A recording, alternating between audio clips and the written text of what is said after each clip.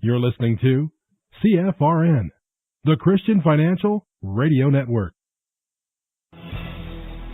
Good afternoon, traders, and welcome back to the CFRN E-mini Futures Cast.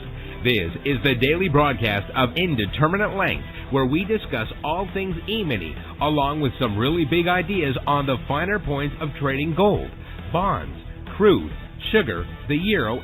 Joining us today, Mr. Michael Borg. From our trading desk in Chicago, Mr. Burton Schlichter. Now, to get things started, let's go to our host and founder in Studio A, overlooking South Mountain, America's largest city park. Here's Dwayne.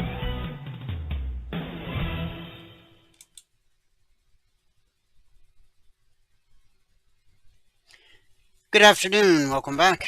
Today is Thursday, 26th day of February, 2026. Thanks for joining us. Whoever you are, wherever you are, we're just glad to have you right here, right now. We do 2 live broadcasts every trading day. The first broadcast is our live training room. To get in there, you got to be one of our traders or taking the 1-week free trial. If you've not taken your 1-week free trial, when Michael joins us in about an hour, he'll walk you through the simple steps to take the trial. It'll take you about 3 minutes. We'll get your indicators up and indicating today. Your trial will officially start tomorrow, which I know is Friday, but not to worry, it will run all the way through next Thursday afternoon. It's 5 consecutive trading days. The weekends don't count against you. And there's no credit card required. We want you focused on what's being taught so that at the end of your trial, you can make a well-informed, intelligent decision as to whether or not trading is right for you. Now, when you take the trial, yes, you do gain access to the live training room. However, you also gain access to everything else we do the other 22 hours of the day. You see, we go to work Sunday night at 6 p.m. Eastern when the Globex markets open for the week. And we work literally around the clock till Friday afternoon at 5 p.m. Eastern. So for the 5 consecutive trading days that you're on the trial, we are going to treat you like you are already a member, a bona fide passport holder with access to everything we offer around the clock. Again, for 5 consecutive trading days, and the weekend coming up does not count against your 5 days. At 1 p.m. Eastern, that's typically when Michael joins us. He'll walk you through the simple steps, again, about 3 minutes of your time, get your indicators up and indicating today, and then your trial officially starts tomorrow, which is a great opportunity to kind of get your feet wet. And then you have access to everything over the weekend to really get familiar. And then you'll be ready for Sunday night at 6 p.m. Eastern. That's when we go to work for the week. And you'll see the concierge trade alerts coming out, the Logic 247 alerts coming out. And you'll be all geared up and ready to go when the live training room opens Monday morning at 9:30 a.m. Eastern. And one last time, there is no credit card required to take the trial. Now, when the live training room ends each day at 11:30 a.m. Eastern, we take a 30-minute break and come back for this broadcast, the noon broadcast, which, unlike the morning broadcast, this one is open to the public. That's everybody everywhere on planet Earth with an internet-connected device. There's two different ways to join this afternoon broadcast live. The best way, you only have to do this once. Go to mytradingiq.com, scroll down the page to where it says Noon Broadcast. Click the link, fill out the 30-second registration form, and you're done. What will happen going forward is every trading day you'll get an email about an hour before this broadcast starts. In that email there will be a link.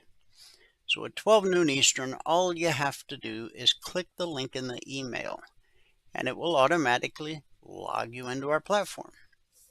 The benefit there is you will instantly have access to the question box, so you can ask questions and participate in the discussion.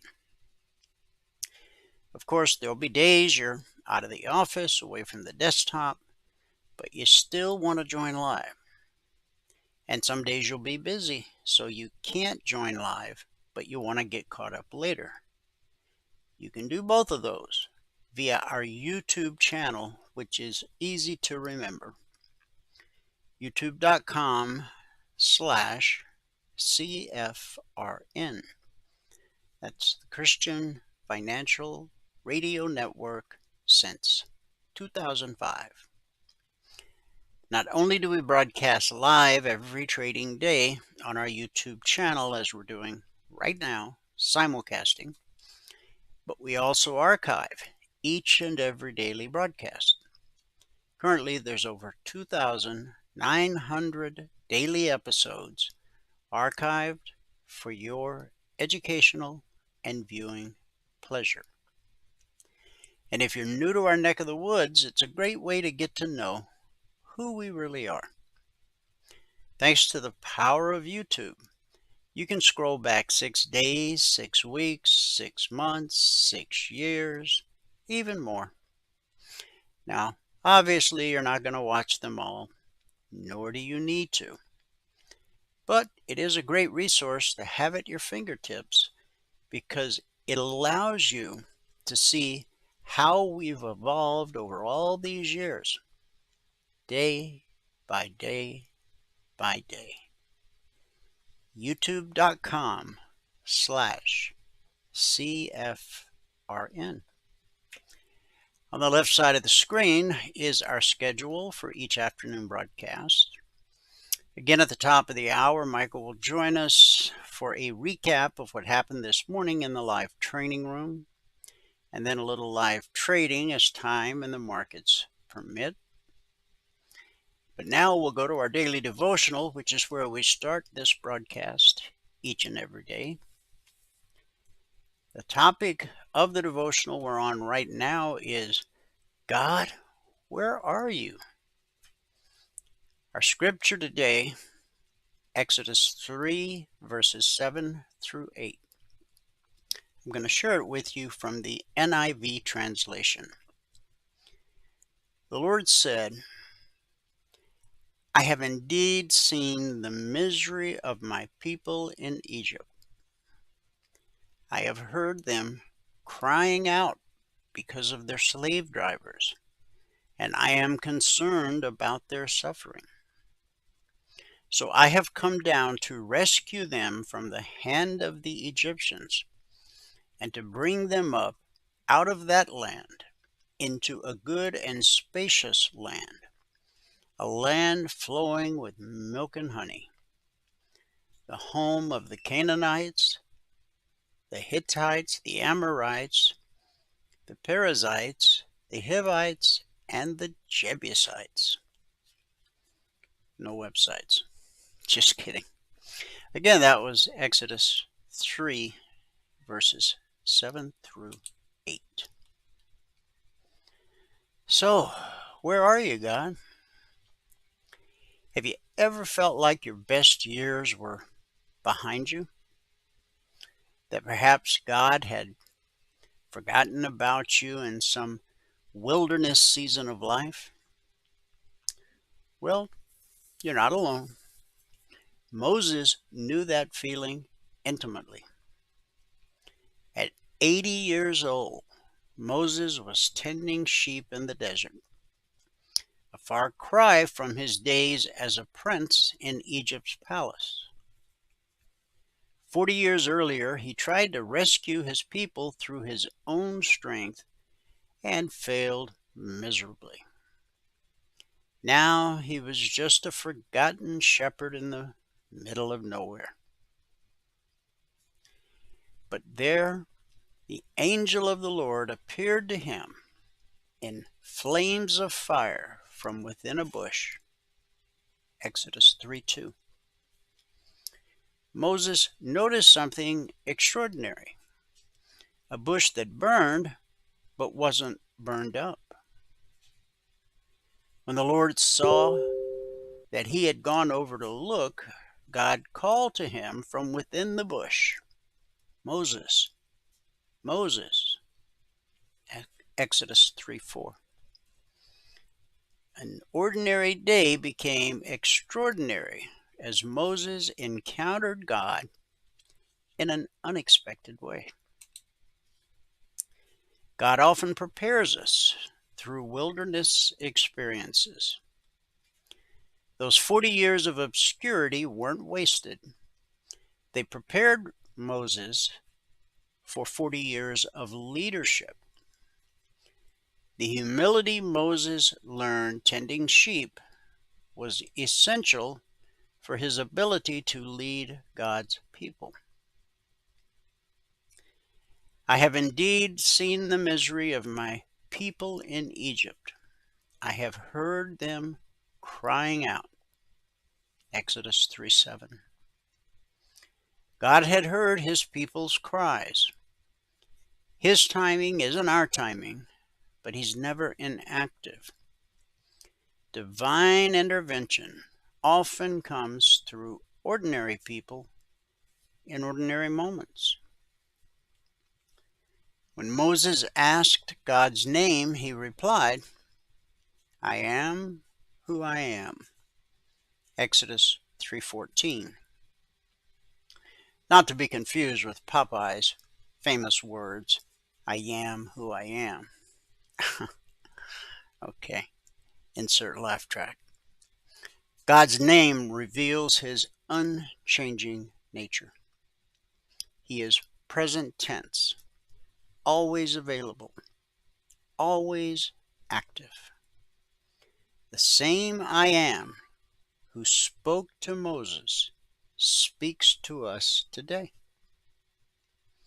Moses offered every excuse possible to avoid his calling. Who am I? What if they don't believe me? I'm not eloquent. It said that he had a stutter. Finally, in obedience, he moved from self-reliance to God-dependence. Our weaknesses become opportunities for God's strength. Divine calling often feels impossible, but God's promise found in Exodus 3:12 says, "I will be with you."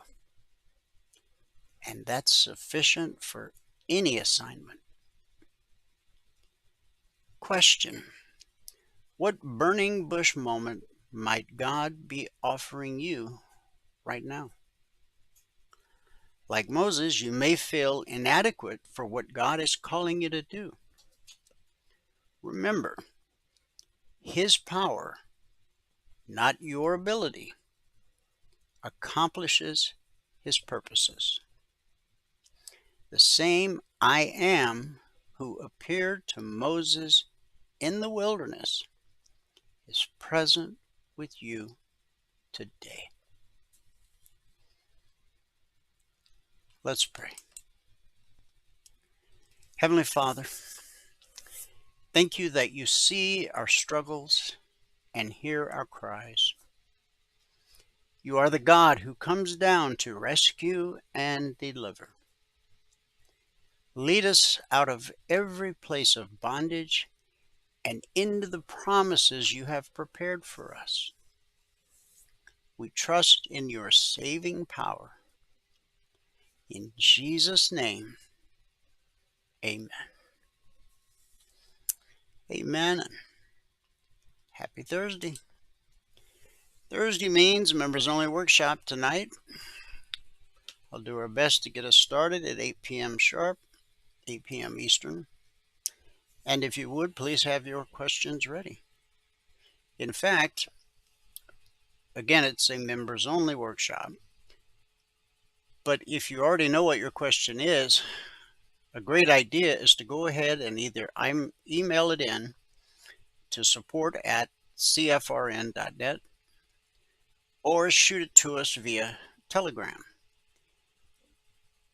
And we will attack those questions at the very beginning of the workshop. We do it that way in case you're unable to personally attend tonight. Your question will get answered right up front.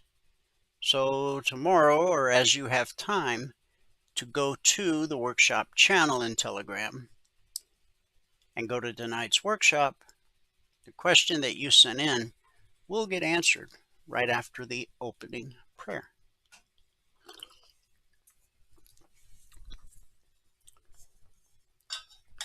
We do everything we can to make it as simple as possible for each and every one. Okay. Numbers from around the world. Then we'll hit the news, and then we'll go to the charts. Starting here in the U.S. with the cash markets, or the indices as they're called. The Dow is down 197 points. NASDAQ is down 386, 1.75%. S&P 500 down 69, 1%. And the Russell 2000 down 13. Quite a change from what we saw yesterday. And the commodity basket, crude oil up $1.06, trading 66.48 last. That's a gain of well over 1.5%. Gold down $23.30, trading 52.0290 last. Silver down $4.04, trading 87.19 last. That's a drop of well over 4%. In the Asian markets at the close, the Nikkei posted a gain of 170 points. Shanghai basically flatlined. The Hang Seng fell 384 points, 1.5%. And in the European markets at the close, FTSE up 40, the DAX up 113, the CAC up 61. So we had a mixed day in Asia. It was a green day for the UK. But so far, it is a big red Radio Thursday here in the US of A. I was a little concerned yesterday when I didn't see the Russell showing the same strength as the other indices. And, well, here we are. Got one more day left in the week. And the month. Yeah. It's February, 28 days. Okay, news. Dr. Casey Means, a strategist behind Robert F. Kennedy Jr.'s Make America Healthy Again agenda, urged tackling the root cause of chronic diseases yesterday during her confirmation hearing to become the nation's next Surgeon General. Lawmakers across the aisle repeatedly pressed means on vaccines, which she suggested should be a discussion between individuals and their doctors. The Stanford-educated physician dropped out of her surgical residency program in 2018, citing a belief that the healthcare system is broken. She went on to open an alternative medicine practice, co-found a health tracking app, and write a best-selling book. Critics, including two former surgeon generals, questioned her credentials, citing that her medical license lapsed in 2024 and the hundreds of thousands of dollars she reportedly made promoting health and wellness products, sometimes without disclosing her business interests. An October survey found roughly 4 in 10 parents openly align with the Make America Healthy Again movement. 4 out of 10 parents believe that we should make our children healthy. Now, why in the world would 6 out of 10 be against that? Well, because that means they would have to actually go to the store, buy groceries, real food, and then bring it home and prepare it. No more ordering out every night for pizza. No more TV dinners. No more of the crap. No more Count Chocula at breakfast. And guess what? 6 out of 10 parents in today aren't willing to give up their easy lifestyle for the health and benefit of their children. What a disgrace. The third round of U.S.-Iran nuclear negotiations began today in Geneva. Discussions come as the U.S. has amassed its largest military force in the region in decades, with President Trump threatening to strike by next week. Trump reiterated this week that he would never allow Iran to have access to a nuclear weapon. Tehran maintains its nuclear ambitions are peaceful, but has also enriched uranium to 60% purity, a threshold approaching the weapon's grade level of 90%. Satellite images show the country has fortified sites struck by the U.S. last year, including constructing a roof over part of the Natanz enrichment site. The U.S. has meanwhile sent 2 aircraft carrier strike groups and dispatched F-22 fighter jets to Israel. Military advisors believe it would be difficult to carry out a limited strike against Tehran. The negotiations do not... Did they not see Midnight Hammer? Come on. The negotiations do not cover Iran's ballistic missile program or crack down on protests, and those demonstrations have resumed in recent days. Keep in mind, these are the people who not only shot protesters in the street, thousands upon thousands, but the ones that survived, that actually made it to the hospital, they sent in soldiers to assassinate them in their hospital bed. Now, if you think that's some right-wing rhetoric, go do your research. I don't mean watch The View or read the New York Times. I mean, do some actual research. It's true.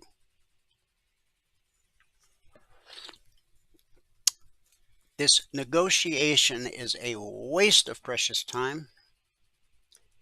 Even if they agreed to everything the U.S. asked for.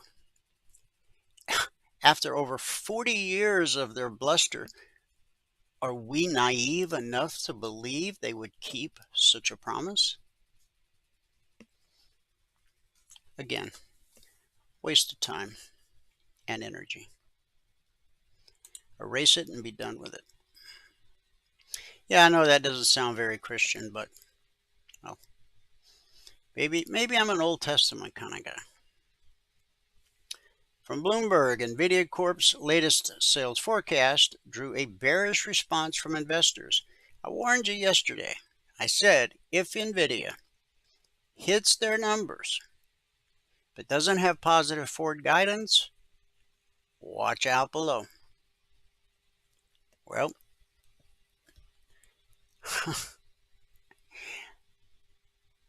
basically concerns over a potential bubble continue to weigh on the dominant maker of artificial intelligence processors. Shares fell as much as 3.4% after trading got underway in New York today. That came after the chipmaker gave a first quarter outlook that easily beat the average analyst estimate, and NVIDIA delivered a 73% surge in fourth quarter revenue. So pray tell, why is NVIDIA down 4.25% today? AMD, its buddy, down over 4%. While explosive sales growth has turned Santa Clara, California-based NVIDIA into the world's most valuable company, sending shares up about 44% in the last 12 months, investors are seeking stronger assurances that the booming spending can be maintained. Shareholders still have questions over whether the current AI spending wave can sustain growth beyond the next few years, and whether NVIDIA will remain as dominant as AI shifts from training models to running everyday tasks. It's a good question.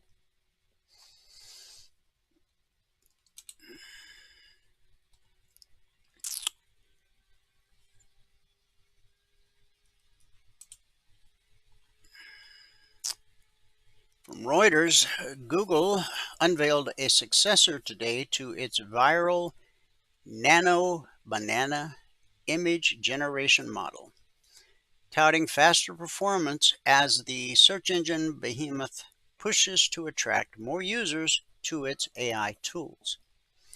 The model, called Nano Banana 2, yeah, it's spelled exactly like it sounds, is being rolled out across products including the Gemini app, AI mode, and lens feature on search.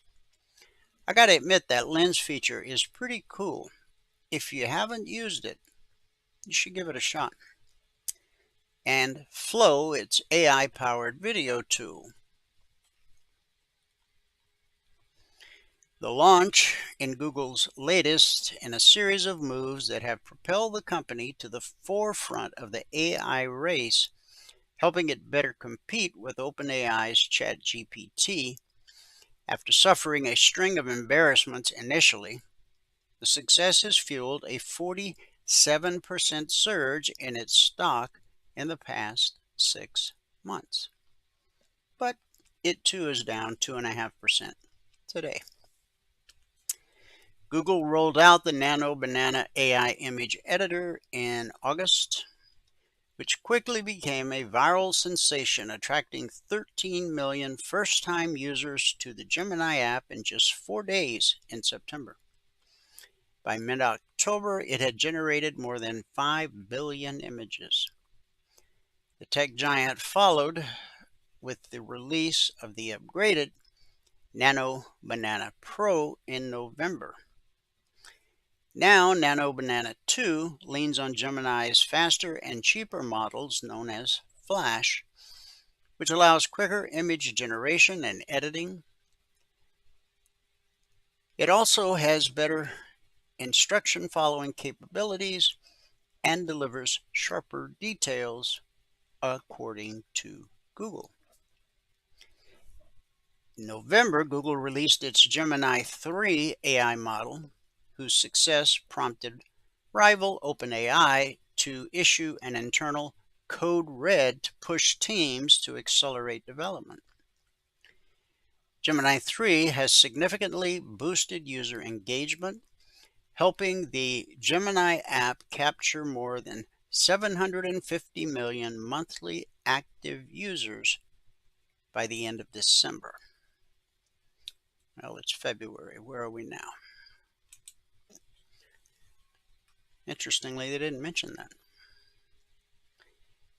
From Bloomberg, oil inched higher on signs that talks between the U.S. and Iran remain tense, rekindling fears of a military conflict that could disrupt supplies from the OPEC member.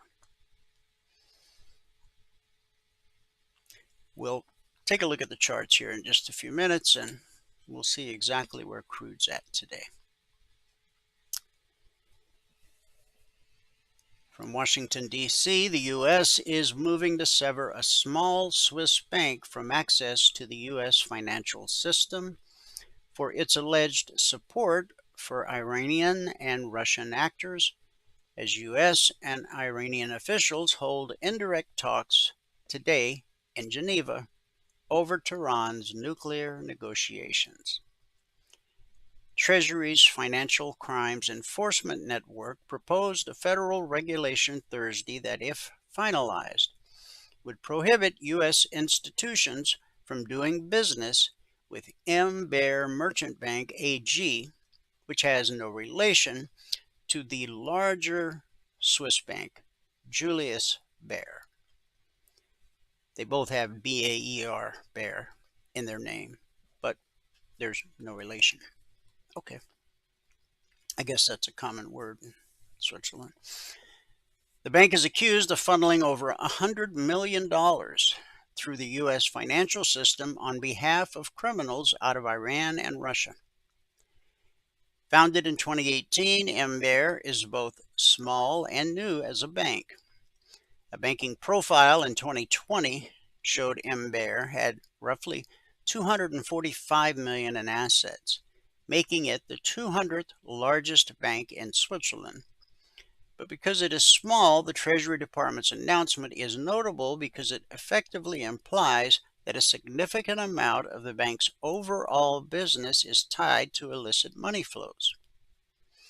A Treasury readout of the new regulation states that Baer is a critical access node to the U.S. dollar for a wide variety of illicit actors, putting U.S. national security at risk and undermining the integrity of the U.S. financial system.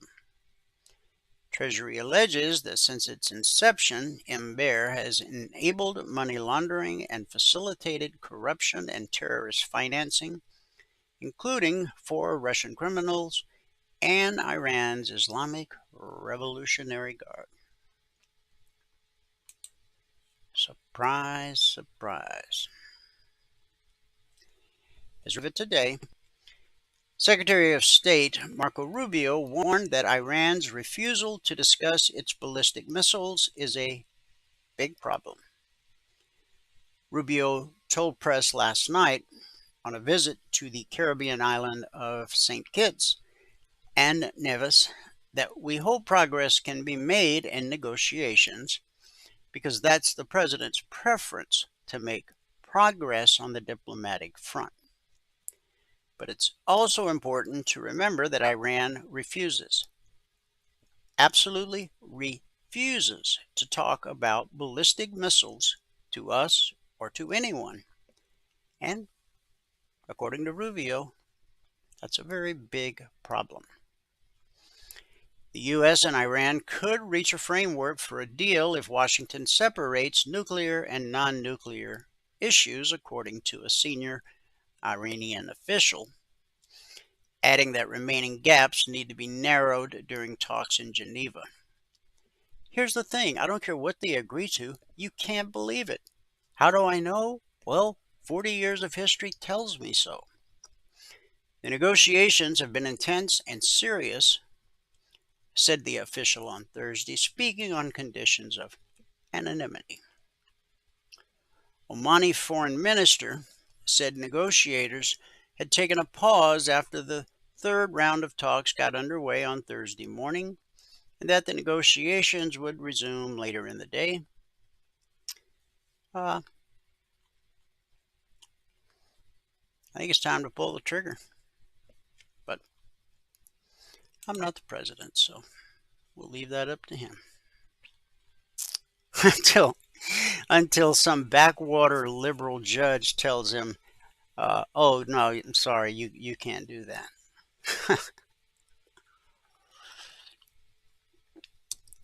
Now, this is going to blow your mind. This is our last piece of news. Soros-backed prosecutor allows murder suspects to avoid prison time. Last week, a man who allegedly shot the founder of a charity 10 times while he lay in bed with his wife got off without a prison sentence because of the prosecutor, backed by groups funded by Hungarian-American billionaire George Soros, agreed to let him plead guilty, or not guilty, by reason of insanity. Gret Glyer had founded DonorC, a charity platform that allows donors to support specific people while giving video updates to show the donor's concrete impact. Joshua Danehauer, 37, who had gone on one date with Glyer's wife Heather about 10 years previously, allegedly broke into the family's home, snuck into the bedroom, and fired 10 shots into Gret Glyer, leaving his wife a widow and his 2 young children fatherless. Due to the plea agreement, however, Danehauer will move from a jail cell to a mental health facility. After a year, he'll receive a psychological evaluation and possibly be set free. Danehauer is far from alone. Steve Descano, the Commonwealth's attorney for Fairfax County, Virginia, has overseen at least 10 murder pleas of not guilty by reason of insanity. Mental Health America notes that defendants charged with a felony use the insanity plea in less than 1% of all cases, and then it only succeeds 25% of the time. So again, think about this. Of all felonies, the insanity plea is only used in 1% of cases, and of the 1%, only 25% succeed. Unless you're in Virginia. According to the victims' rights group, Virginians for Safe Communities, fewer than 50 murder cases have been disposed in the last 3 years, while Descano's office has begun the insanity plea process for at least 10 murder defendants. Roughly a 1 in 5 ratio. Descano's office did not respond to any requests for comments. Ask yourself this question: are murder suspects in Fairfax County really over 20 times more insane than other felony defendants across the country? Steve Descano's office, and of course his campaign was backed by Soros, allows 1 in 5 murderers to escape prison via an insanity plea. That's the state of America right now. I guess some would call that a crying shame. I guess you can call it whatever you want. It's the truth. I guess that's what you should call it, the truth. Okay, Logic 247. That's our 24/7 around-the-clock E-mini alert service. Not just E-minis, but also crude, gold, and silver. Currently, we're in week 395. Over the last 395 weeks, we've issued over 21,500 individual handcrafted alerts. And what we've averaged on a weekly basis is 20% or less of the alerts being stopped out based simply on market structure. A simple process we teach all of our passport holders. Since the markets opened this past Sunday night at 6 p.m. Eastern, we've issued a total of 38 alerts this week. When Valerie did the recap this morning at 6:30 a.m. Eastern, we were still waiting on the outcome of 9. I'm going to assume some of those have resolved themselves at this point, and so she will update the recap this afternoon, typically ahead of the members-only workshop tonight. So, with 38 issued and 9 waiting at the time of the recap, I gave us 29 actionable alerts, of which 5 or 17% would have been stopped out, again, based simply on market structure and the simple process we teach all of our passport holders. Last week, we only had 2 stop outs. I think we were down around 5%, I believe. Now, the purpose of the logic alerts is to help you learn how to read a chart. If you want to trade, well, you need to be able to read the chart. But charts have no words, no sentences, no paragraphs, no punctuation. It's a nonverbal language. And if you're going to trade for a living, well, you're going to have to learn to read the chart. The purpose of the logic alerts is to help you learn to do exactly that. If you never ever actually trade a logic alert, you should still use them to learn to read the chart. It's entirely up to you, though. Every logic alert has an entry price, long or short, then an initial target designed to help you get your goal for the day. In most cases, additional targets, and then always a final trade to target. If it's a long alert, the final trade to will be the weekly trading zone above, and if it's a short, then the final trade to target will be the weekly trading zone below. The logic alerts can come out anytime around the clock, 2 a.m. or 2 p.m.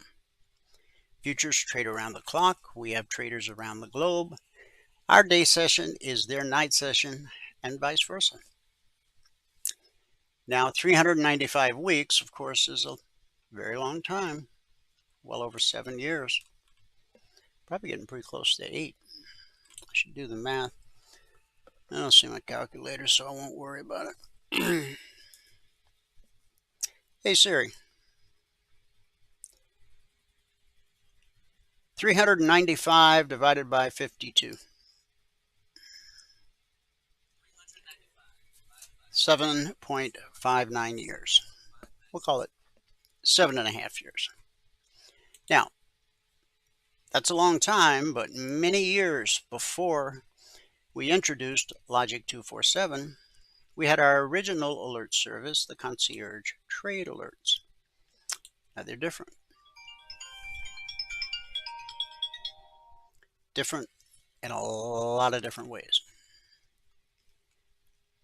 For the purpose of this discussion, I'll just say one thing.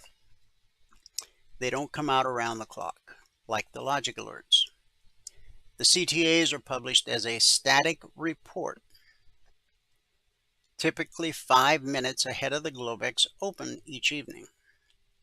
This Thursday session that we're in right now began last night at 6 p.m. Eastern. This Thursday session that we're in will end today at 5 p.m. Eastern. The markets will go quiet for an hour, and then tonight at 6 p.m. Eastern, that will be the beginning of the Friday session, which will run through 5 p.m. Eastern tomorrow. So what that means is all of our traders had all of these targets 5 minutes before the market opened last night. The S&P 500, the Dow, the Russell, crude oil, the NQ, gold, and silver. As we go through the individual markets and look at the individual charts, you'll see these targets drawn out. Just remember, our traders had that information 5 minutes before the market opened. So we'll go to where we always go at this point in time each day, to the daily chart of the bellwether, the S&P 500 E-mini futures. Now, look where the market found support today, at the 24% fib extension. I know I've talked for a few days, maybe a couple weeks, about redoing the fib extensions, but they've been so valuable. I've hesitated. I've already shown you, because if you want to draw them yourself, go ahead. Just connect this low to the all-time historic high, to this retracement low. But now I'm starting to think, even though we bounced off the 24% fib extension, right where red and falling it turned to blue and climbing, we could have lower prices on deck. There's potential support there, big picture, potential support there. Then we're at the zero line of the fib extensions, and the shallowest possible fib retracement is way down here, the 24. Okay, as I've mentioned each day over the last week or so, what have we done all year, or actually going back to November of last year? We've gone sideways. We've ran up, we've ran down, and up and down and up and down. But if you can't see this is sideways compared to this, well, you need to learn how to read a chart. Now, price always reverts to the mean. In our case, the mean is green. We call it the BBC. Just stands for bull bear cross. When price crosses above the green line, we're bullish and expect higher prices. Below the green line, we expect lower prices. Higher prices, lower prices, higher prices. Pretty simple. No matter what methodology or strategy you use to trade, price always reverts to the mean. And you'll notice that the pullback to the BBC holds more often than it doesn't. But eventually, it will trade through. And right here, as we traded through, what happened? The pullback held. So whether you're pulling down from above or up from below, the pullback holds more often than it doesn't. How we close today will be important. We had an attempt at a rally a couple hours ago, and that got snuffed out pretty quick. And we're now just off the low of the day and that 24% fib extension. All of the logic alerts and the concierge trade alerts are created on the 30-minute chart. Nothing magic about 30 minutes. It's just the time frame I chose years ago. And, well, if it ain't broke, they say, you should leave it alone. So I have. The vertical lines you see on this chart separate today, Thursday. Here's Wednesday. Back here's Tuesday. If we go back further, you see Monday. The horizontal lines are the weekly trading zones, which we've published now for over 16 years.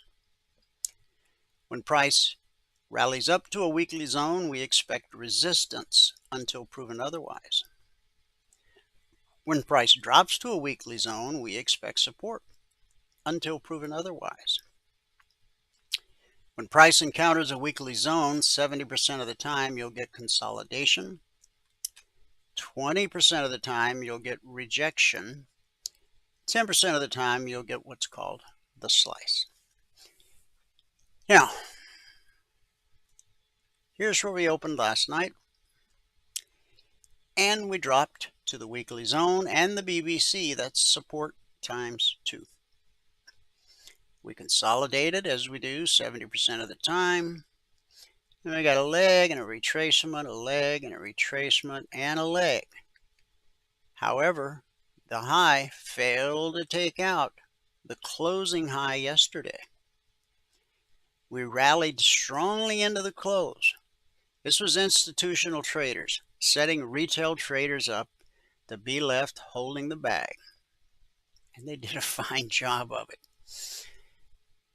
See the little doji right there on that last attempt to make a run at the previous day's high? The doji is a sign of indecision. Now, you don't always find a doji at a turning point, but at many turning points you will find a doji. So keep that in mind. Here comes price, 9:30 opening candle. Blue and climbing, turned to red and falling. Bullish to bearish. Takes us down through the weekly zone. Then here's the 30-minute candle that opened at 10 a.m. Eastern. Took us all the way to the short target. Now this candle right here opened 69.34 and dropped 27 points to the target. But it continued all the way down to the zone published Monday morning at 6:15 a.m. Eastern, 68.74/75. Support always sends the market looking for resistance. The black step line here serving as good resistance and sending price almost back to the 74.75 weekly zone. The low of this candle right now, 77.5. So 2.5 points away from the zone was this low. Now, could price still continue its path down? Absolutely.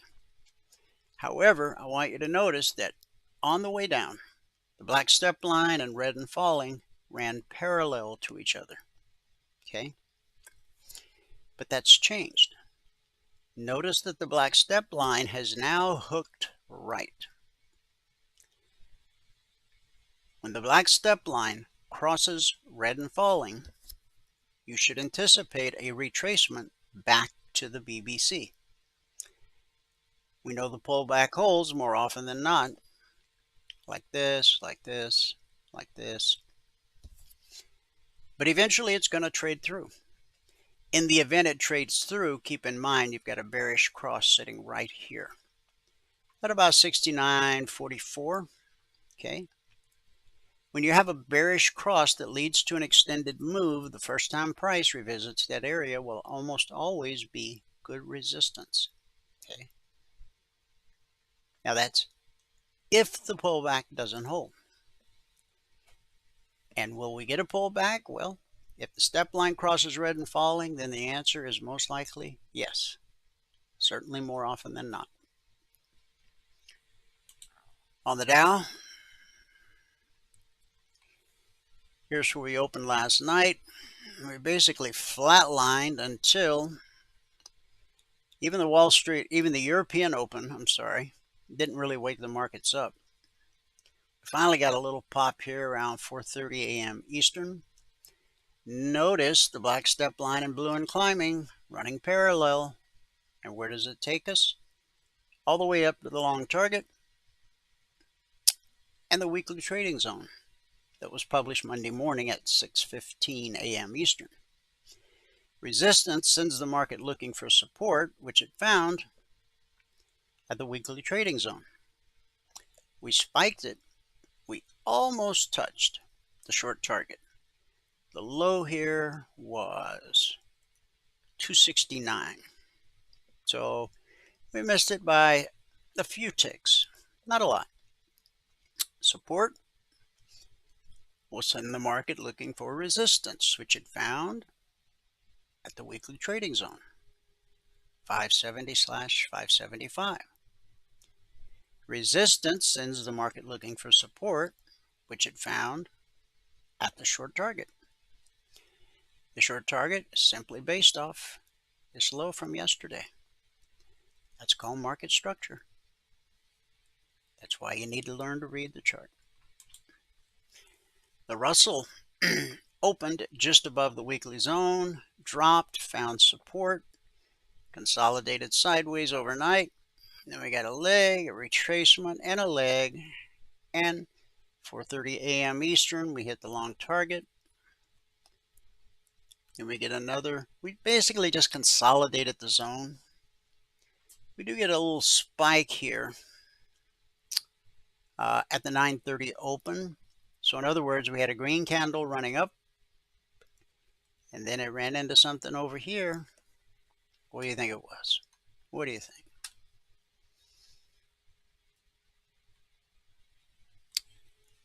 Nothing. 20% of the time, the market will do something other than what you expect it to do once you become proficient at reading the charts. Okay? Now, this would have been a perfectly fine area for resistance. That proof came yesterday, right there. So really all we did was we spiked this area and collapsed. And the collapse brought us all the way down to the short target to the tick based off this low from yesterday. Again, market structure. Support sends the market looking for resistance, which it found at the BBC, and it spiked up and it almost touched the long target. What was the high of that candle? 72.70. So we missed it by a little over a point. Resistance, again, will send the market looking for support. And where have we found support? Once again, at the weekly trading zone. Published Monday morning at 6:15 a.m. Eastern. On the way down, they're running parallel. Now the black step line's hooking to the right. As it crosses red and falling, look for a retracement back to the BBC. Price flows the same across all markets and all time frames. This was the opening candle last night. As you can see, the NQ also rallied into the close yesterday. That was based off of that NVIDIA earnings report. But the ether wore off pretty doggone quick. Remember I told you the final hour yesterday. I said the final hour is usually pretty quiet in the futures market. Stocks stop at 4, but futures keep going to 5 p.m. Eastern. Well, I would say that's a pretty active final hour. But we expected that. And we gave the reason for it yesterday. So it's not magic or witchcraft or voodoo. It's just understanding how markets work and how price flows. This drop to the BBC, the pullback held, holds more often than not. Red and falling, turned to blue and climbing. And off we go, up to the weekly zone at 25,405. Actually, we got to 401.5, so we missed it by a couple points. Resistance sends the market looking for support, which sends it back to resistance, and this time we did hit the zone. Then comes the Wall Street Open. Now keep in mind, American stock traders were not able to react to the NVIDIA earnings and the overnight sell-off in the futures market until 9:30 a.m. Eastern this morning. And here they are throwing their little temper tantrum, and it sent price to the short target, through the short target. And what are we doing now? Consolidating at the zone. That's what happens 70% of the time. You'll notice the black step line and red and falling running parallel. Now the black step line is hooked to the right. If it crosses to the right side of red and falling, look for that retracement back to the BBC. Let me see if Michael's here. I haven't heard from him. See if he's trying to get in.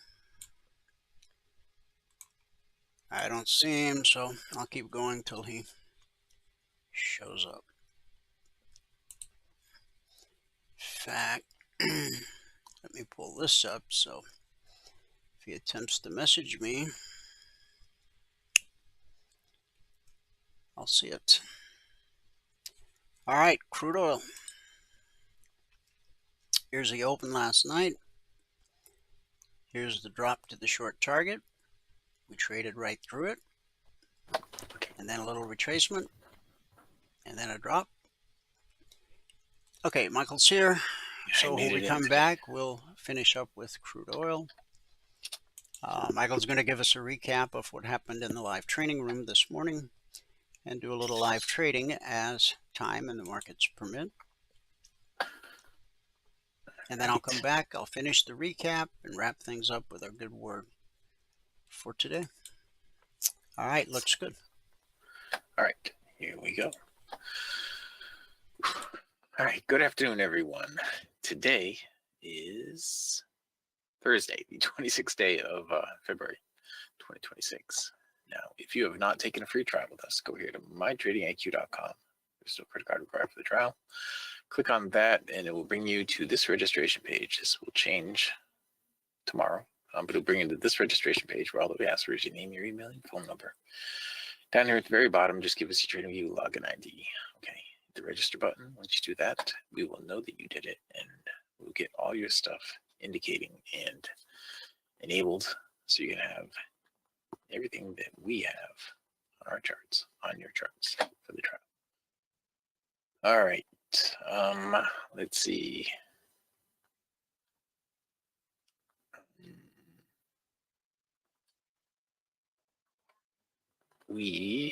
Today, if you're going to read the spreadsheet, you have to read all the CFTC risk disclosures down the bottom. Today, the 26th day of February 2026, we're up 39 ticks on the NQ, which was, hang on, I did a lot of stuff here during the day. Back over here. On the NQ, the high of the day on the NQ was 75. We ended up with 39. On the Russell, we ended up with 12. The high of the day on the Russell was 18. On the YM, we ended up with 54. That was the high of the day. And on the yes, we ended up with 30, actually 35. No, 30, 35. 35, 33. 33. I had it this way. I had to put it back down because I made it slipped me on that last trade. 33 on the yes. Is that right? 39, 33, 54, and 12. Yes, that's right. So we ended up with 937.50 on the morning session. Today it took 23 minutes and 11 trades to get to the goal for the day at that point, with one contractor at 107.5, 10 were at 1,075. It's because we stopped out on the NQ twice in a row to begin with. I had my bracket. We were trading the 39 range, and I had my bracket set for 19 range, so it kind of messed me up to begin with.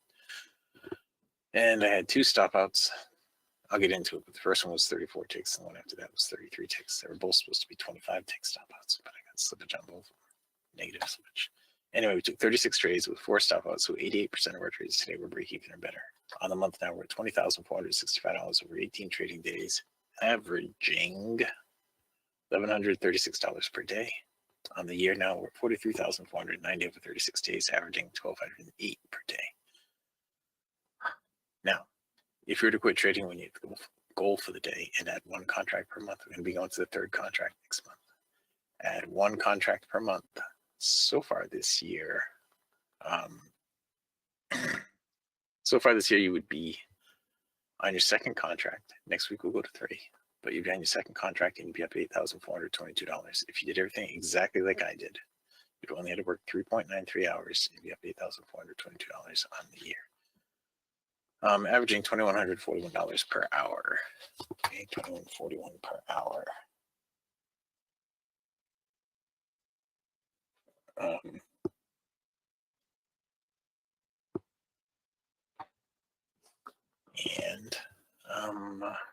Let's see. That was all of that. The that's funny.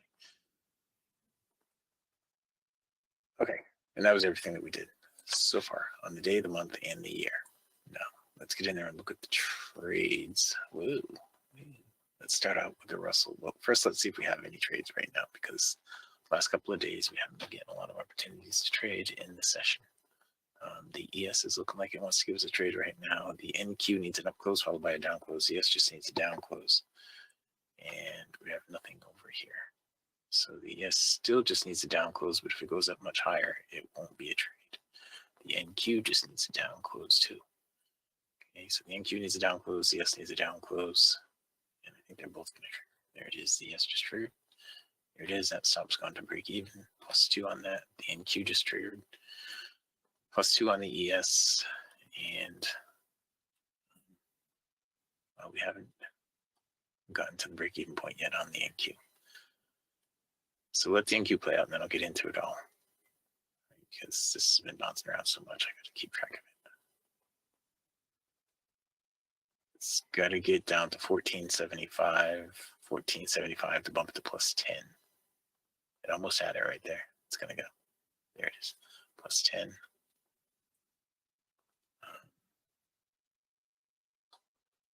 That was +22, I believe, right there. Okay. Let me go put that in. Put that in before I forget. That goes down here. We had a +2 on the ES, +22 on the NQ. All right. So back to the Russell. The YM's about to give a long trade. Everything else is in the red, and the YM's giving a long trade right here.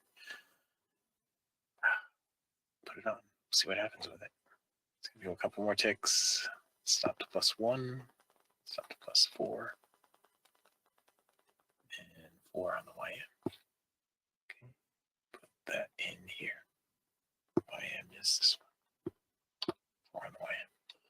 All right. Well, that makes up for the last 2 days. Back here. Sorry. Trying to do too many things at once. Let's go all the way back.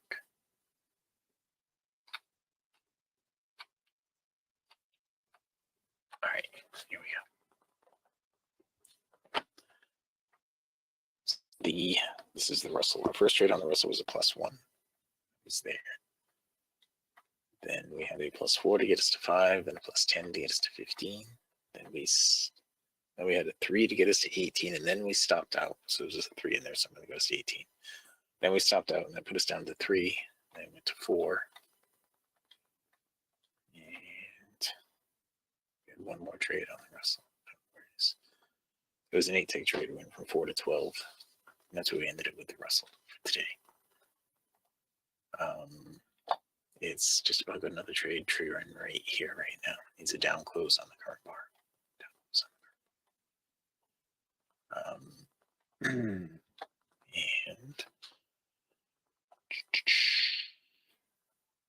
we on the YM today. We don't have a trade right now, but I did put in that last one that we did right just a minute ago. Yeah, Vortex.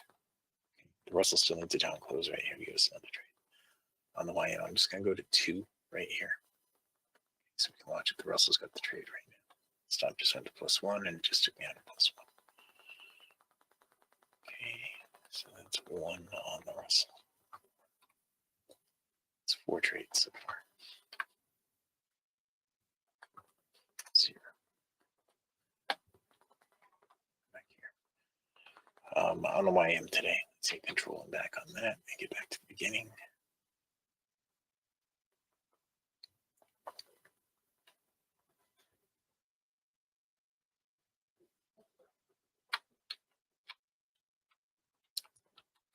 Okay.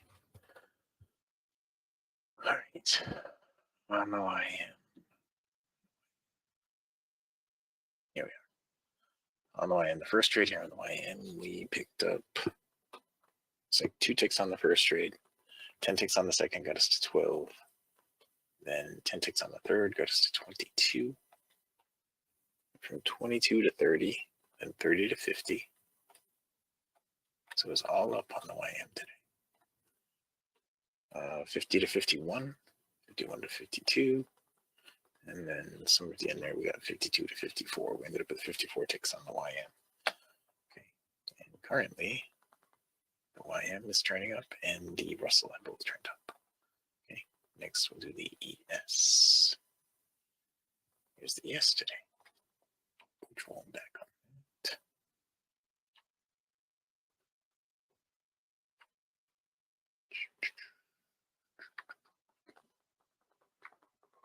All right. Hang on, let's go forward. Here we go. All right. So the ES, the ES was all up too today. I don't think we stopped it on the S ones today. We started out with 4, then we got 1 more to go to 5, then 8 to go to 13, then 8 more to go to 21, then 4 to go to 25, break even, then 1 to go to 26,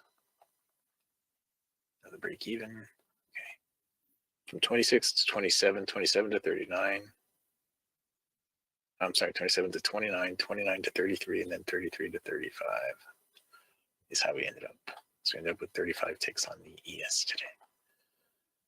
Okay, and the ES has almost got a short here. It's not in the overbought, so it's not giving a short. Now these two are both bullish. This is not a long trade right here. This was not a long trade over here. Okay, the ES is looking short though. So we ended up with 35 ticks today on the ES. Next, we go to the NQ. Let's go to 4 contracts now. Okay, the ES did not come out of the overbought there, so that's not a valid trade. Okay. The NQ did not come out of the overbought either, so that's not a valid trade either. Now, to do the NQ, I'm just gonna build the whole thing up so we have the whole screen on this. Okay. Let me get the question box out in case anybody has any questions. There are no questions yet. Control back on the NQ. Control back on the NQ. Oops.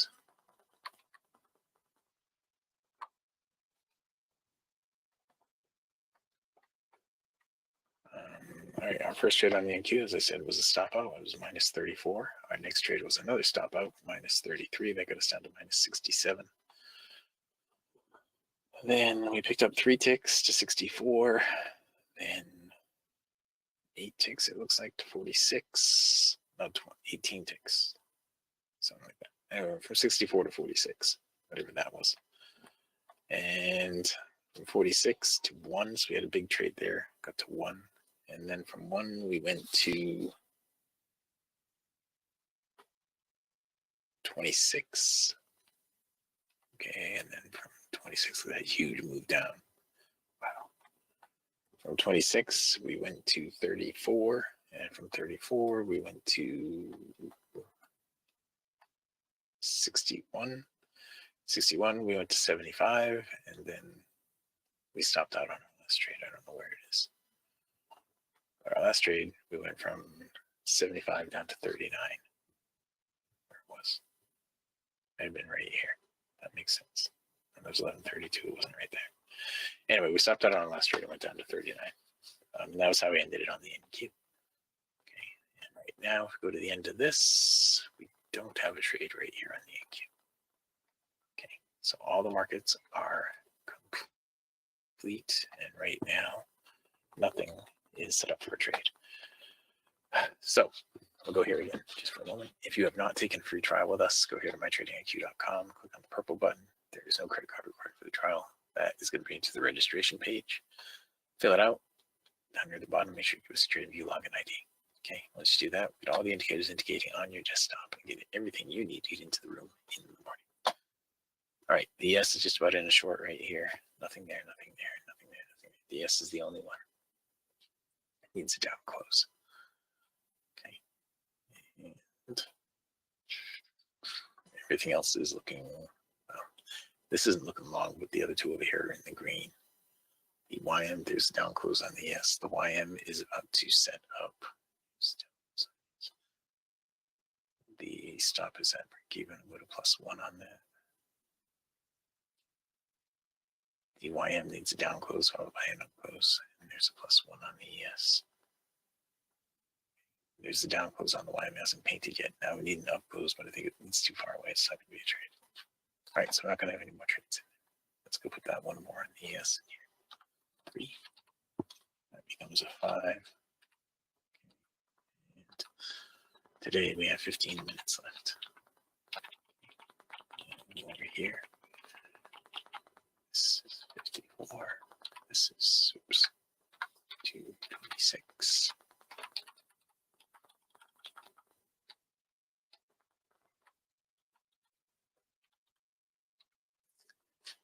54. And yeah, so that's it. That's where we are on the day right now. We are at 1725 with the 5 trades we've taken. We haven't had any stop outs yet. And that's it. We have 15 minutes left to trade. All right. In these sessions so far, since I've been keeping track of these sessions, 54 days that I've kept track of, we're averaging $150 per session. We're averaging 13.8 minutes per session and $150 per session. So that's with one contract. So we're getting the goal for the day, basically in here. Or another time be good to install the break even button. It would not be in the partners. Well, I can show you in the partners menu bar, or I'll just, it's a NinjaTrader thing. You got to install a thing for NinjaTrader, and then you got to learn how to use the thing for NinjaTrader. I can point you to a video in Telegram. Okay. I'll send you a video in Telegram about it. Okay. I can probably, we'll see what's happening in the meeting tonight, but I can go over it in the meeting tonight again. Okay. But you're probably going to need to have a meeting with me. Okay. To do that. All right. So here we are. Here we are.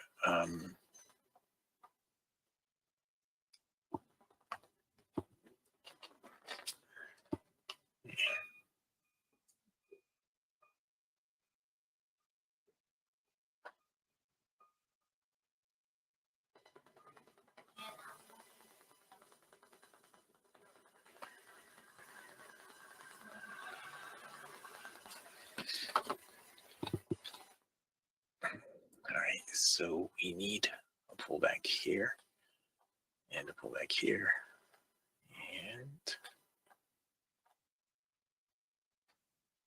that's pretty much what we need at this point. We've gone through here, so now we need to flip the YBR on the NQ. We just flipped it here on the S, so everything's going to be green here in a minute. I think the NQ is going to flip it here in a minute too, and then everything's going to be green. Then we'll be good to go. So Bart, let me just show you.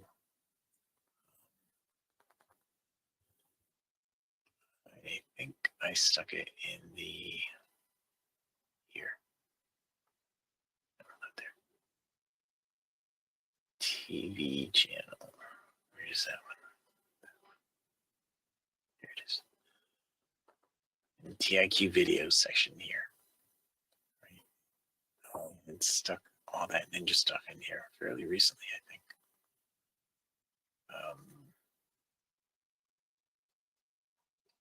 That's setting up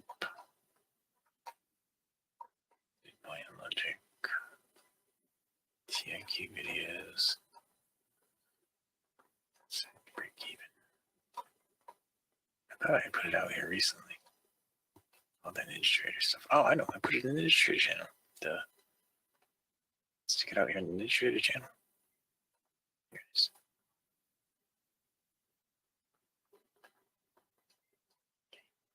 So I did put it out here in the NinjaTrader channel somewhere. Anyway, I'll send it to you. Okay. I'll find it and send it to you.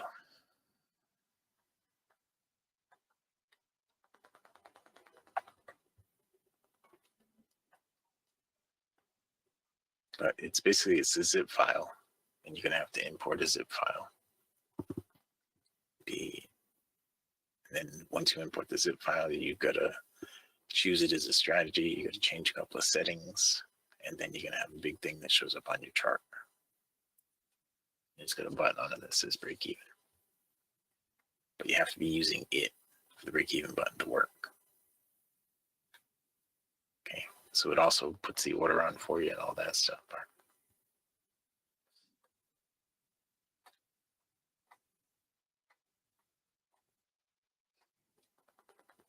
I know I have a video of that somewhere recently. I can show you. Okay. But I'm pretty sure you're going to need my help.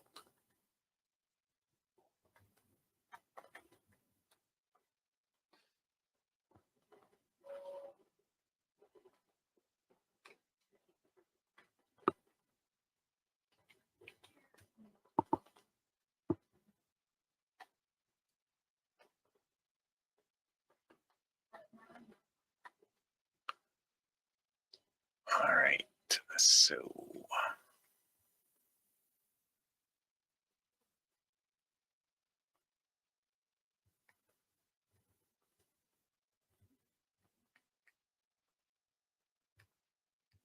we might have a trade coming up here. We're not going to have one here because it didn't go full cycle on the last one, but the ES is the closest thing we have to a trade right now.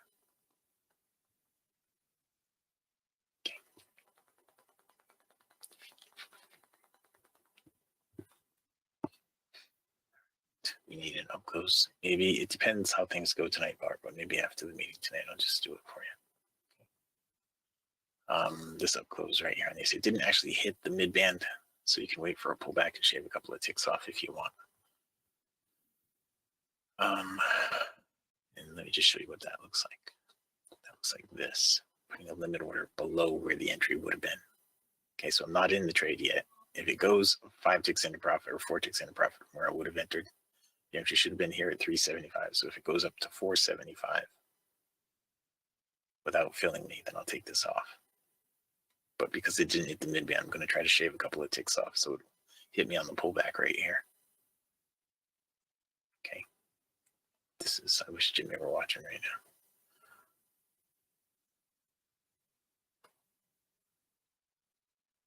Okay, if it goes up to 475, then I'm going to cancel the order. Because that is where I would have moved the stop to break even. See 450. There. Okay, so we just filled on the pullback right here. Now, the reason I did that is because we didn't hit the mid band right there on the pullback. Okay, we hadn't hit the mid band on the pullback right there. And that was the shave. I was shaving a couple of ticks off the entry. It looks like it's going to stop me out anyway. But I was shaving a couple of ticks off the entry because it didn't hit the mid band. But it did stop me. So it goes here. This becomes a -7. This is a 6. And this is a 1. Back in here.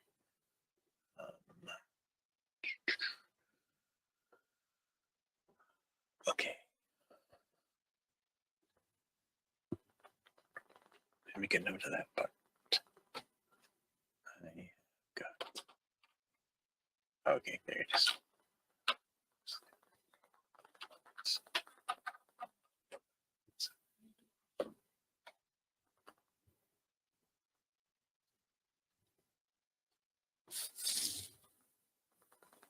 All right, what time is it? 1:24. We have 6 minutes left. 6 minutes of trading left. And right now we're up 425.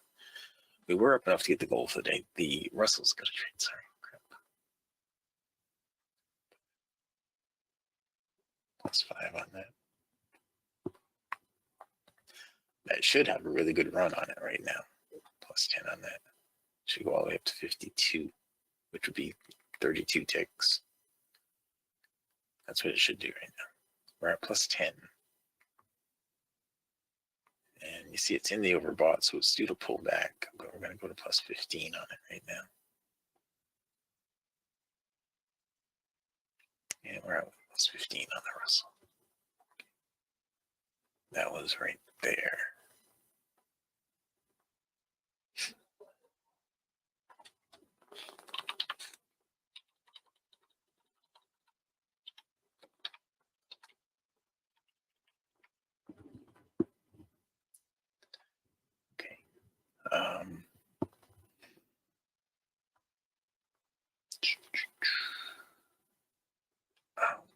Jessica, she's not here. I'm sure she's not.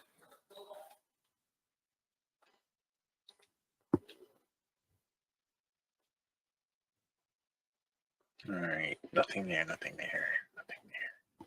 I'll cross all these.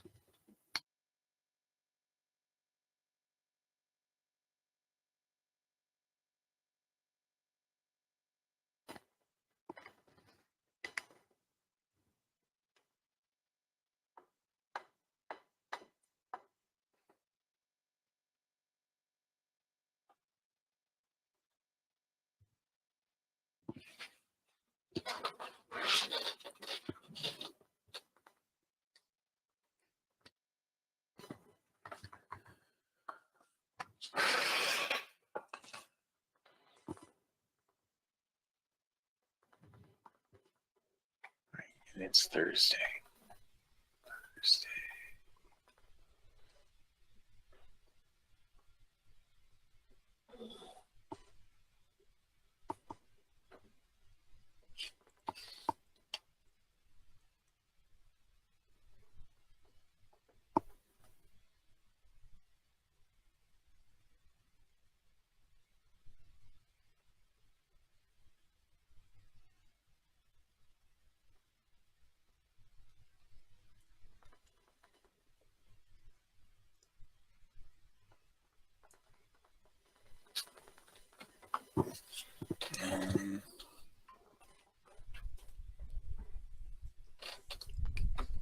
Just look at that. Okay.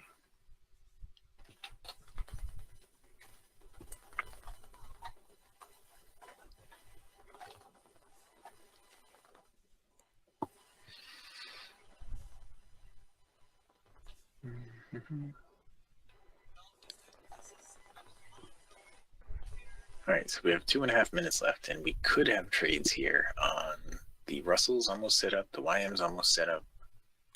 The ES would have to have a down close, and then it's going to be followed by an immediate up close, because if it closes again down, it'll be too far away from the midpoint. The NQ is going to have probably 2 down closes because it's so far away from the midpoint right now. It is on the Russell, it just needs to hit it and bounce. So the Russell could have a trade on this bar. It's the only one that can have a trade on this bar right now. Okay. It's the only one who can have a trade on this bar. It's almost there. The last swing high was just about equal with the prior swing high. Not showing a lot of strength. Okay, now the YM and the Russell could both have trades. The NQ is pretty close too. They could all have trades coming up right here. End of this session. NQ needs to get down and hit the mid-band, have an up close. The YM actually just did trigger, and the Russell needs an up close. Okay.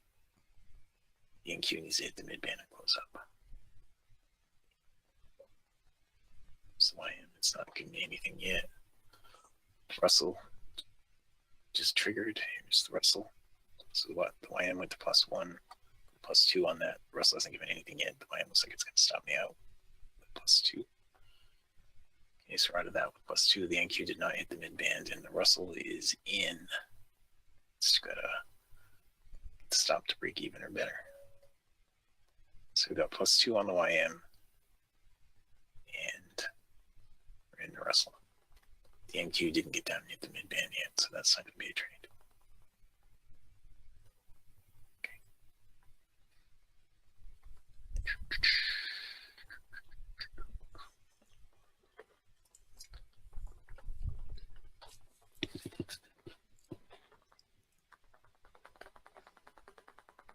All right, so we're looking for the up close here. We're almost there. This window on top.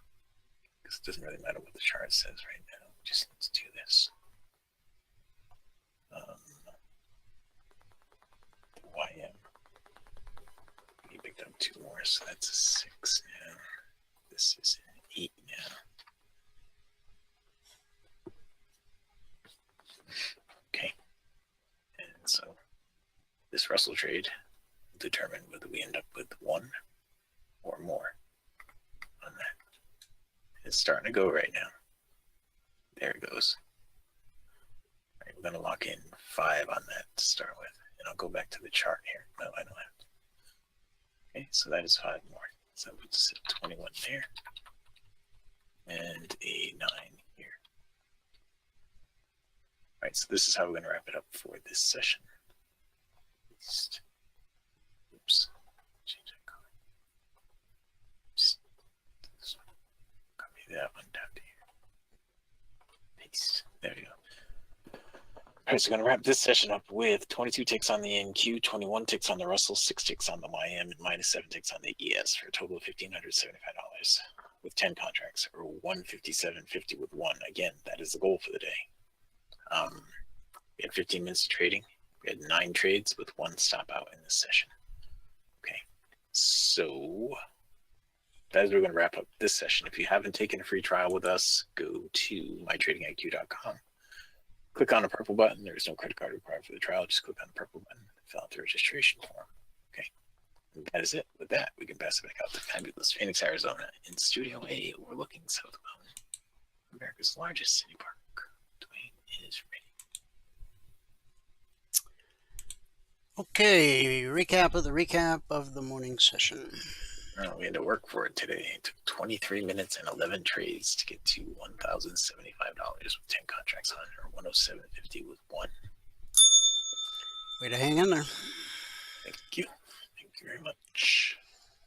All right, guys, we'll pick up where we left off. We left off on crude. We already covered the ES, the Dow, the Russell, the NQ. If you missed any part of today's broadcast, just give it a few minutes after I sign off, in a few minutes, and you can watch today's broadcast in its entirety. Or you can fast forward and back up to whatever part you might have missed or have an interest in.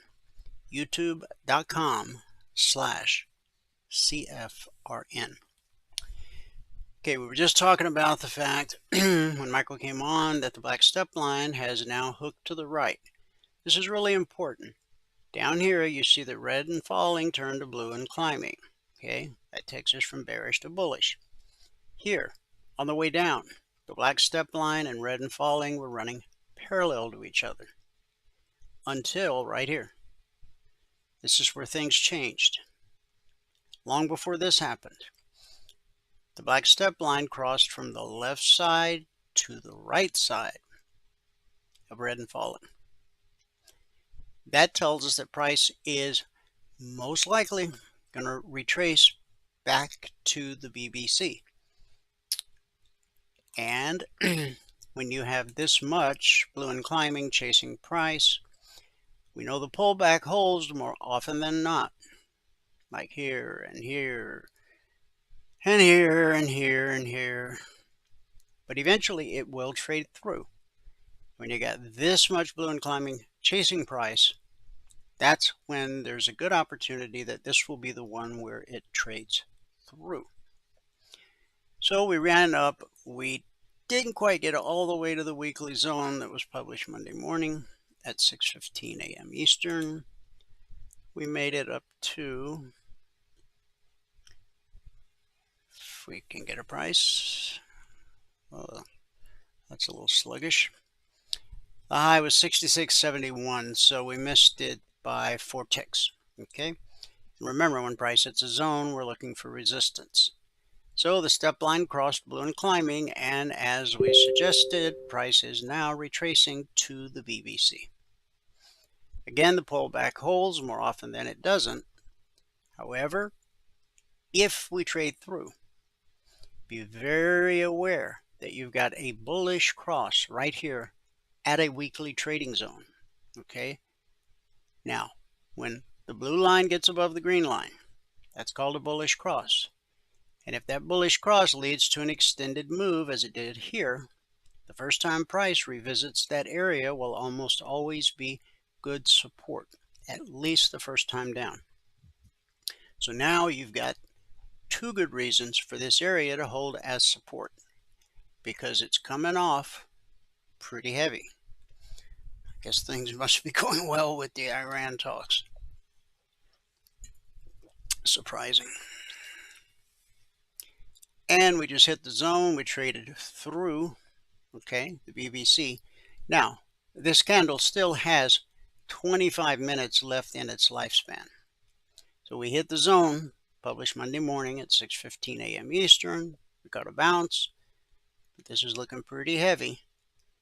So right here, okay, you've got, again, potential support right at 65.25, and then again at the short target, 65.15, which was based off this low from yesterday, which we've already hit. We've hit the short target, we've hit the long target, and we just hit the short target again. Okay. Now, so far, we didn't catch support here. Now, we're backing up, okay? So it is respecting the area. It is respecting the short target. Should we continue lower, the next area that you're most likely to find potential support is right here. Just put your cursor right between those two babies right there. And on the conservative side, we'll call it 64.75, okay? Below that, right here, where red turned to blue, potential support. And then the low of the session, which is 63.60. Okay, so it unfolded in a picture-perfect kind of way. Gold, here's the open last night. Made a run up to the weekly trading zone at 52.14/15. Resistance. Resistance sends the market looking for support. Now, we found support at blue and climbing. Okay, remember, red and falling is bearish, blue and climbing is bullish. And that took us where? Right back up to that weekly zone, 52.14/15. Resistance sent us to support at the black step line. Back to resistance at the weekly zone. Resistance sends us looking for support. This time we traded through the BBC. And on the retracement, right there, pullback hill. So we caught another leg.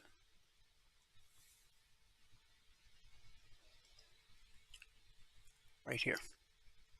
Now, this low here, and then this low here.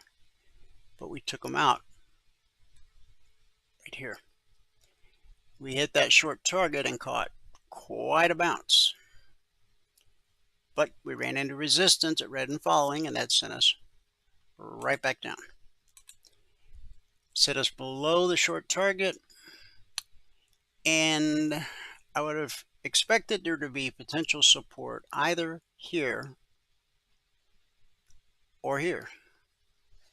And we kind of ended up right in the middle of those two spots.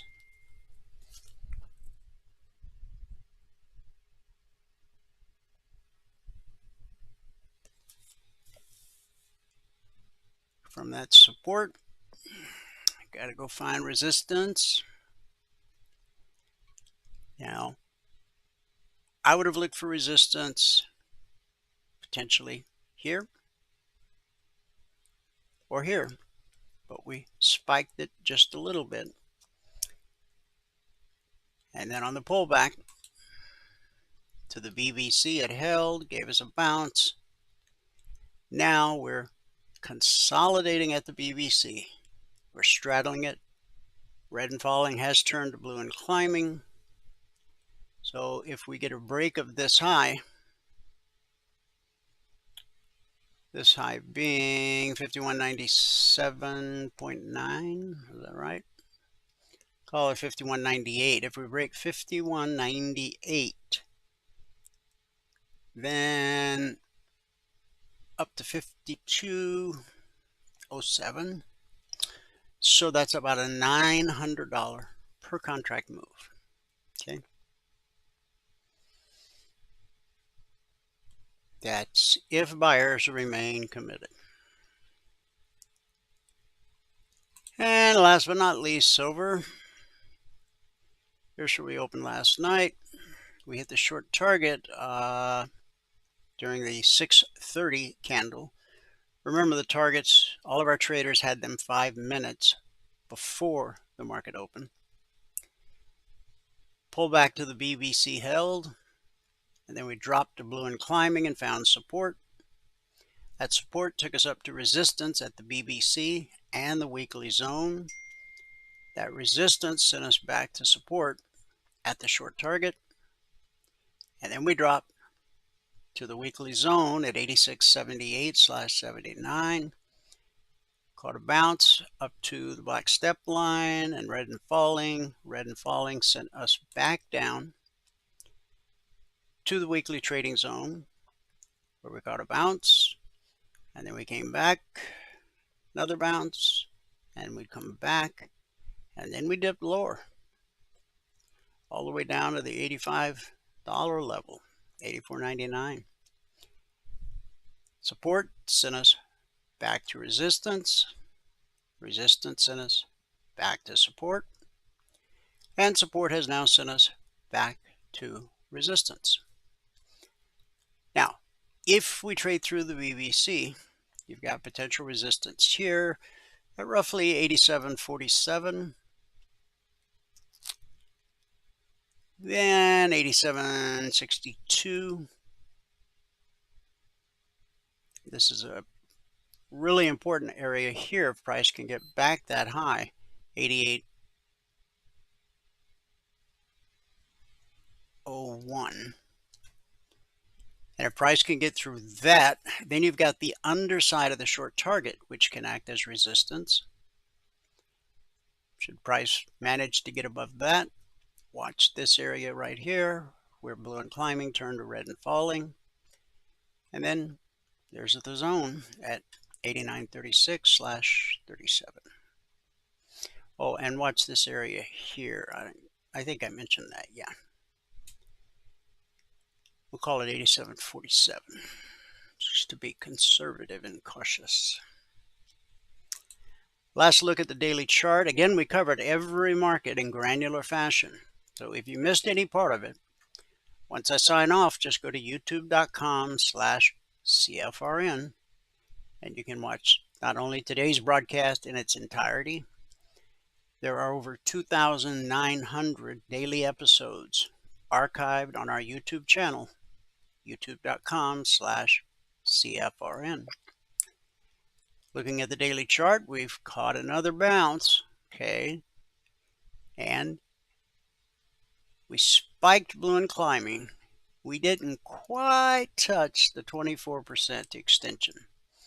Now, I keep talking about changing these fib extensions, but look where yesterday's high was, at the 50, where we had the crown of thorns, okay, which is a bearish pattern that I named myself. So, again, we find resistance at that same area, okay? So, I'm going to let it go one more day. In fact, probably tonight in the members only workshop, I'll make the change so that all of our members can see and understand exactly how to do it. And if in fact I follow through with that, you'll see it tomorrow. Right now, we've connected this low to this high to this low.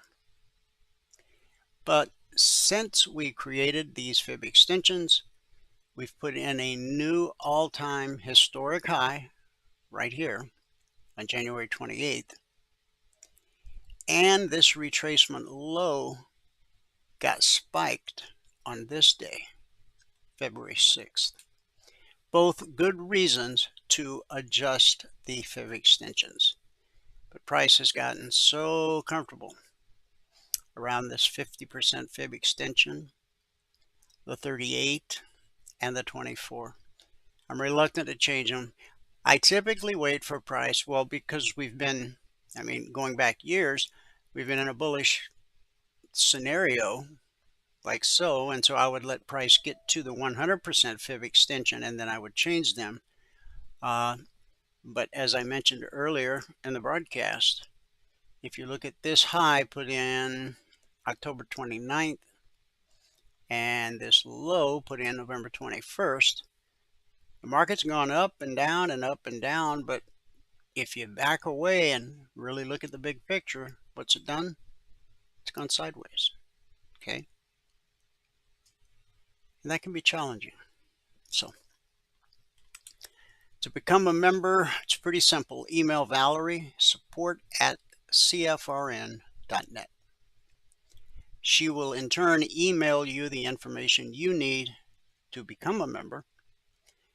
And once you become a member, you'll have access to everything you see here. Let's wrap it up with our good word for today. Trust in the Lord rather than people. Proverbs 29:25 says, "Whoever trusts in the Lord shall be safe." Sometimes we make the mistake of placing our trust in people when we should be placing our trust in the Lord. And since God cannot fail and people can fail, we end up getting hurt and disappointed. The Bible says that King Asa of Judah had a perfect heart toward God.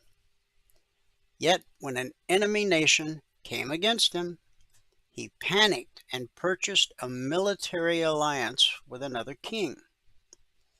And he did it with funds he took from the house of God. Upon hearing the news of Asa's coalition, his enemy retreated. Asa had figured out the solution. His plan had worked, or so it seemed. Then God sent the prophet Hanani to rebuke King Asa. Why? Because you have relied on the king of Syria and have not relied on the Lord your God. 2 Chronicles 16:7. This is often the plight of those who are highly logical and intelligent people. Their confidence is in their own ability to figure out a solution to their dilemmas. Hanani continued to rebuke Asa. For the eyes of the Lord run to and fro throughout the whole earth, to show himself strong on behalf of those whose heart is loyal to him. In this you have done foolishly. Therefore, from now on, you shall have wars. 2 Chronicles 16:9.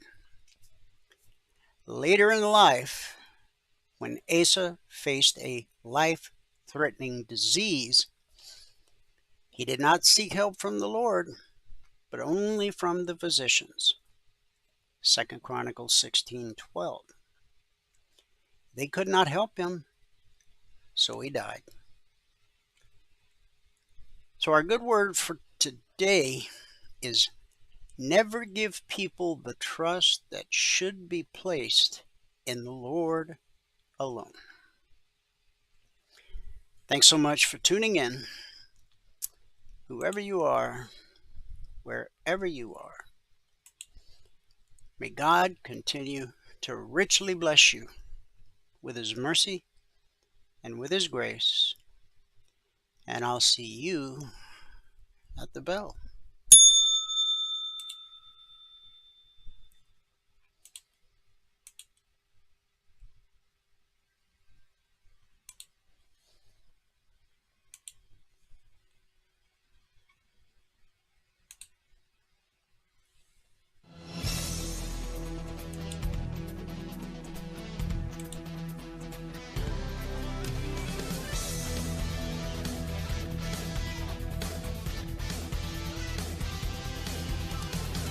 Remember this, there is no greater return on investment than to see a human life changed and given hope. As always, pray hard and trade safe.